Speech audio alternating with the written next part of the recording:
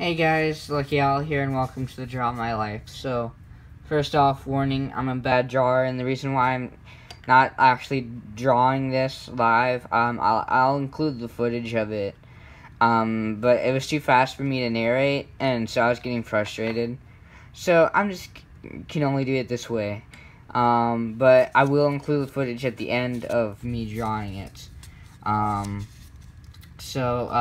I'm a bad drawer, so... The first thing you'll assume about me is that I come from a normal family with a mom and a dad, but this isn't the case. His dad wasn't in the picture.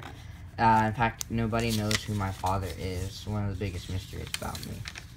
As a kid, my favorite superheroes were Spider-Man and Wolverine. When I was 10, someone proposed to my mom in Arkansas, and so we dropped everything and moved to Arkansas.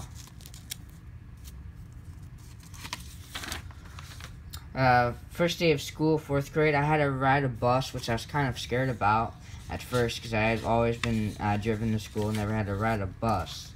A girl walked onto the bus. She was the second person to be picked up, and she asked if she could sit next to me. I said yes.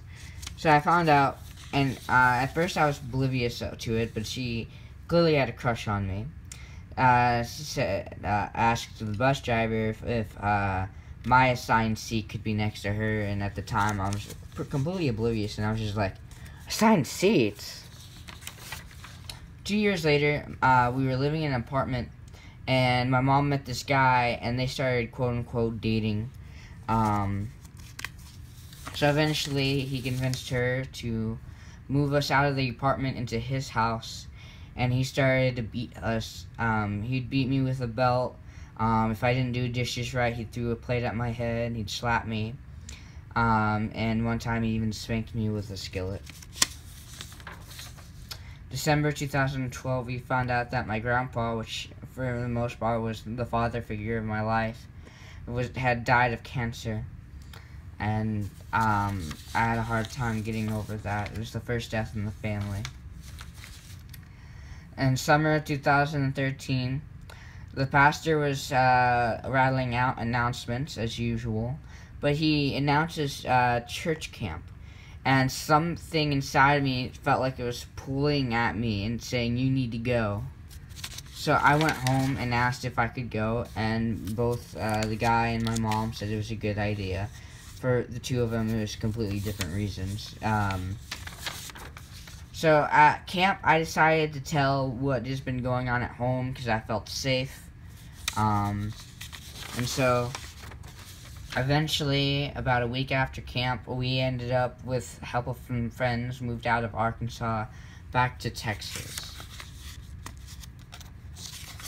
Now, about 2 months after living in Texas, I believe, maybe less than that, my mom got the truck, and she was going to go to the stores in Arkansas to pick up some stuff, which in this of itself wasn't the bad idea. The bad idea is that when she came back, she asked the neighbor's wife to go with her, but it was all of a setup to get him to kidnap her and take her back to Arkansas. 1 or 2 months later, we had a phone call from a detective because the FBI was involved because it was kidnapping that went over state lines. And we'd received the unfortunate news that he killed her.